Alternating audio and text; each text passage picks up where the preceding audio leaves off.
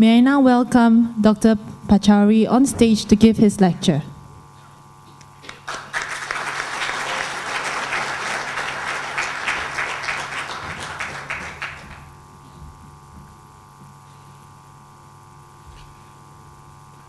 Honorable Chief Minister of Penang, YB Tuan Lim Guan Eng, the most respected, Honorable Speaker of the Assembly, Honorable Senator,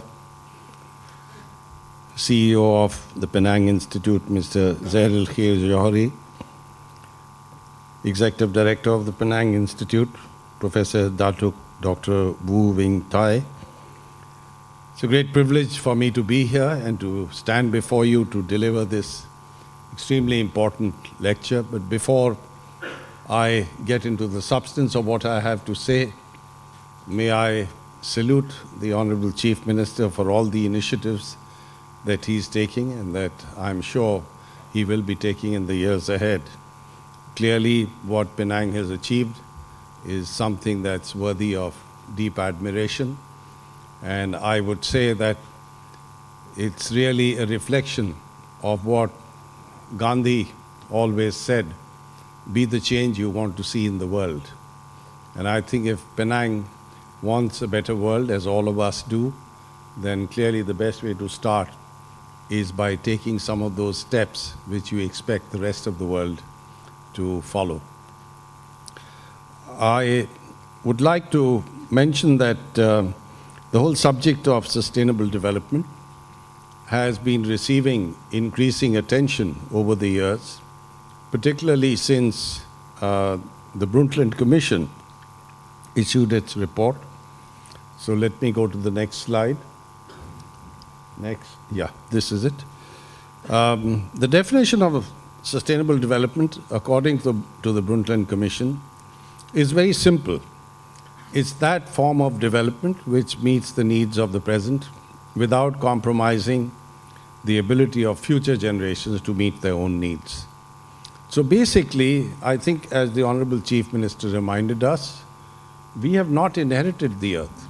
We are borrowing it from future generations, from our children and our grandchildren.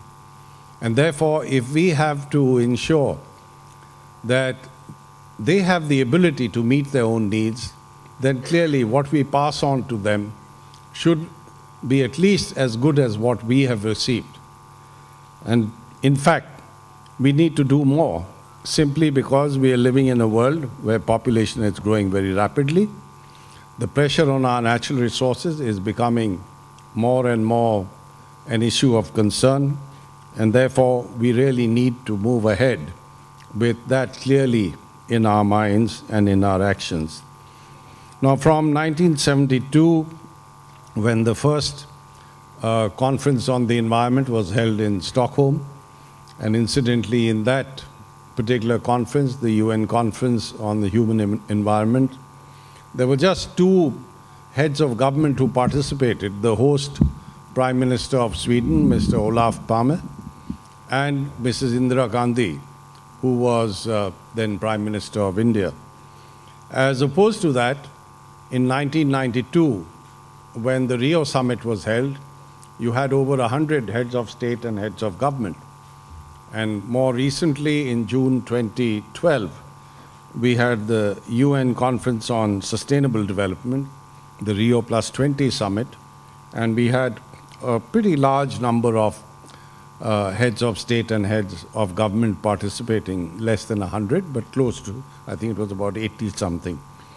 But what was also very notable was the fact that in this conference, you had a large number of CEOs of companies, and in fact, a very noticeable representation from the corporate sector. And to my mind, that's a good sign, because once business realizes that sustainable development is not merely something you do out of a moral compulsion, but largely because it also represents an opportunity to do good business, then I think things will happen.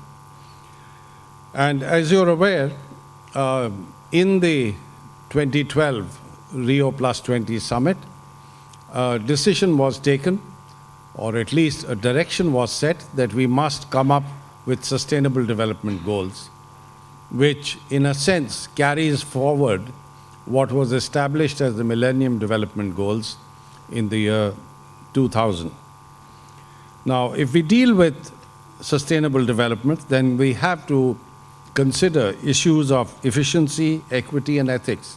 It's not merely about passing on natural resources of this planet in a healthy manner, which of course is crucial and very important, but we also want to pass on a society which has an ethical basis, which ensures equity and inclusivity.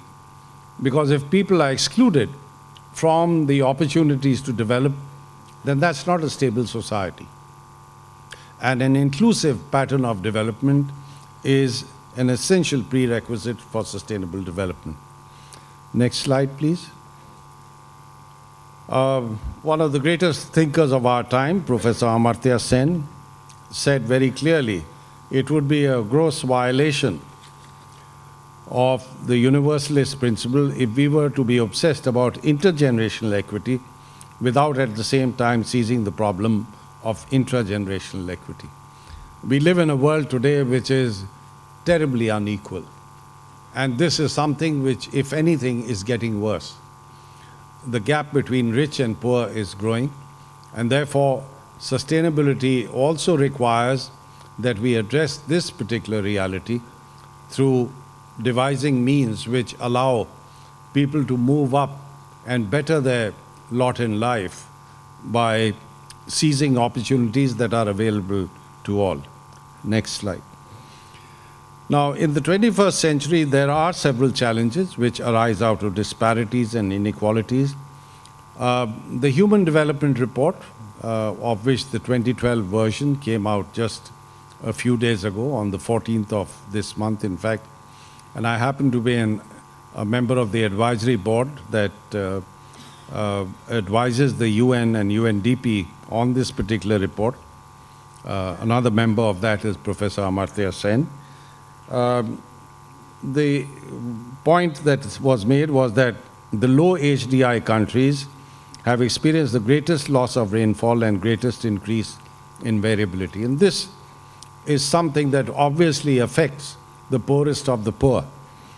And it also said that emissions per capita are much greater in very high HDI countries than in low, medium, and high HDI countries combined, because of energy-intensive activities. So one of the major inequalities we have in the world today is the inequality in terms of energy consumption. And overall levels of greenhouse gases remain much greater in very high HDI countries, though 3/4 of the growth in GHGs since 1970 comes from low, medium, and high HDI countries. HDI incidentally stands for Human Development Index. And this stands without accounting for the relocation of carbon-intensive production to poorer countries. This is a concern which has been expressed on several occasions, that if, let us say, you were to impose targets on the developed countries for reducing their emissions, how would you prevent industries moving from the developed to the developing world in a manner that would cause much greater pollution there?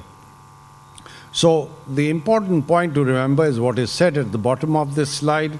In many cases, the most disadvantaged people bear the repercussions of environmental degradation, even if they contribute little to the problem. And this is particularly true of the problem of climate change.